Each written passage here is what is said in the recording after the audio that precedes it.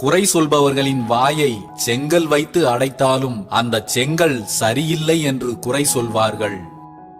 ஒருவர் உங்களை எப்போதுமே குறை சொல்லிக் கொண்டே இருந்தால் நீங்கள் எதுவும் செய்யாமல் அமைதியாகவே இருந்து விடுங்கள். ஏனென்றால் பல லட்ச ரூபாய் நோட்டுகள் கூட அமைதியாகத்தான் இருக்கும். சில சில்லறைகளின் சத்தம்தான் கொஞ்சம் அதிகமாக இருக்கும். குற்றம் காண்பதும் குறை சொல்வதும் பழக்கம் அல்ல, அது ஒரு மனநோய். இந்த மனநோயாளிகள் நம்மை சுற்றி நிறையவே இருக்கிறார்கள். அவர்கள் நோயாளிகள் என்று நமக்கு தெரிந்துவிட்டால் அவர்களிடம் நாம் கனிவாக நடந்து கொள்ள வேண்டுமே தவிர வேறொன்றும் செய்வதற்கில்லை. ஒருவர் மீது கொண்டுள்ள விருப்பங்கள் கூட அளவாக இருக்கட்டும், நாளைக்கு விலகவும் நேரலாம்.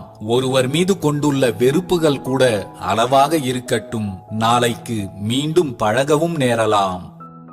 யாரையும் அளவு கடந்து